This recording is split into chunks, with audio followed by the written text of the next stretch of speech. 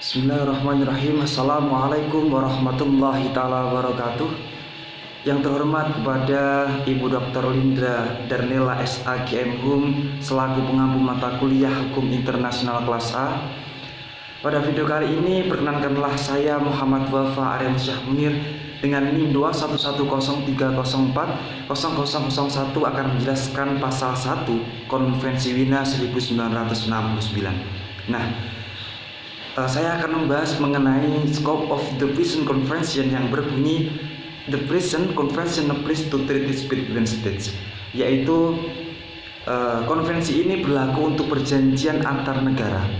Maka dari itu Konvensi Wina 1969 mengatur mengenai perjanjian internasional publik antar negara sebagai subjek utama hukum internasional. Konvensi ini pertama kali open for ratification pada tahun 1969 dan mulai berlaku atau entry into force pada tahun 1980. Karena sebelum adanya Konvensi Wina 1969, perjanjian antar negara baik bilateral maupun multilateral diselenggarakan semata-mata berdasarkan asas-asas seperti Good Friday, Pacta Sunt Servanda, dan perjanjian tersebut terbentuk atas konsen dari negara-negara di dalamnya. Singkatnya, sebelum keberadaan Konvensi Wina 1969, perjanjian internasional antar negara diatur berdasarkan kebiasaan-kebiasaan internasional yang berbasis pada praktek negara dan keputusan-keputusan Mahkamah Internasional atau Mahkamah Permanen Internasional, yang mana sekarang sudah tidak ada ya. Di lain itu juga berpacu pada pendapat-pendapat para ahli hukum internasional. Konvensi Wina 1969 dianggap sebagai induk perjanjian internasional karena konvensi inilah yang pertama kali memuat ketentuan-ketentuan yang mengikat mengenai perjanjian internasional.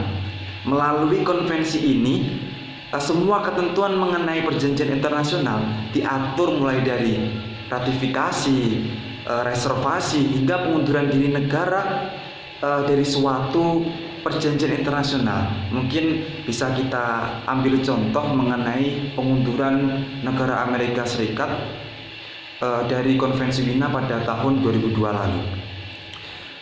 Dengan adanya konvensi ini, perjanjian internasional antar negara tidak lagi diatur oleh kebiasaan internasional, namun oleh suatu perjanjian yang mengikat dan yang menuntut nilai kepatuhan yang tinggi dari negara anggotanya, dan hanya bisa berubah apabila ada konsen dari seluruh negara anggota Konvensi Wina tersebut.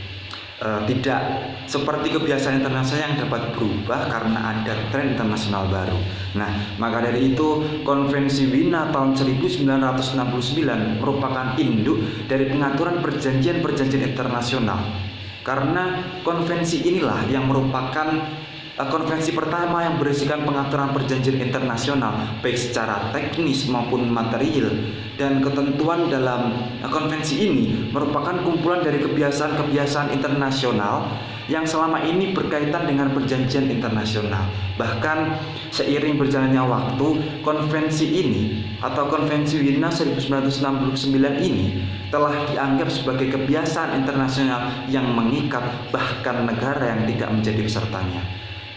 Mungkin cukup itu yang bisa saya sampaikan mengenai penugasan dari beliau, Ibu Lindra. Kurang lebihnya mohon maaf.